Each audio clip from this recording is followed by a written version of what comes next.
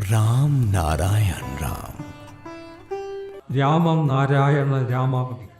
നാം മഹാകാശത്തിലേക്ക് പോയി അതിനെ മനസ്സിലാക്കുന്നതിനായി യാത്ര ചെയ്യുകയാണ്. എല്ലാ തരത്തിലുള്ള മാറ്റങ്ങൾ നടക്കുന്നു. ആ മാറ്റങ്ങൾക്കിടയിൽ നാം മഹാശൂന്യത്തിലേക്ക് മുന്നേറുകയാണ്.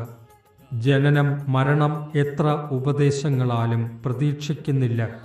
ഈ മാറ്റങ്ങൾ ആരുടെയും വശത്തും അവസാനിക്കുന്നില്ല. നാം ഈ മാറ്റത്തിൽ എല്ലാം ചേർന്ന് പങ്കെടുക്കുന്നു. ഇത് അറിയിച്ചാണ് നാം മുന്നേറുന്നത്.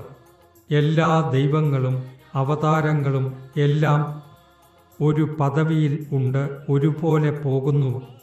നാം എല്ലാം ഒപ്പം മണ്ണിൽ ചുരുളുന്നു. ചിലർ ഈ ഗതിയിൽ വികാരങ്ങളാൽ ആകൃഷ്ടരായി മുന്നേറിയിട്ടുണ്ട്.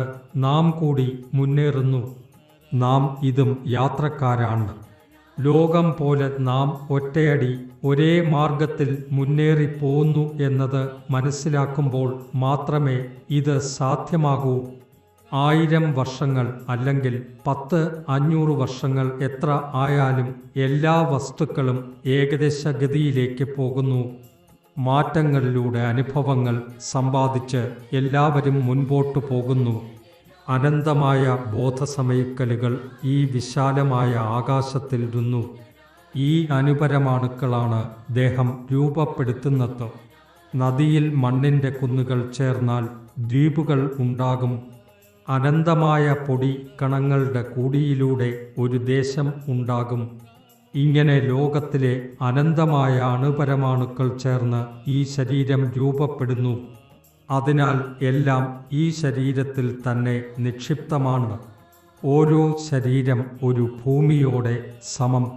സൃഷ്ടിയുടെ ഏത് അറിവും ശരീരത്തിനുള്ളിൽ നിലവിലുണ്ട്. എല്ലാ സത്യങ്ങൾ ശരിയായ സ്ഥാനത്തെത്തിയാൽ നാം തയ്യാറാണ്. നമുക്ക് ലോകത്തോട് ഒത്തുചേരാൻ എങ്ങനെ മുന്നേറാമെന്ന്, എങ്ങനെ ദ്രവമായിരിക്കാമെന്നും പഠിക്കേണ്ടതാണ്.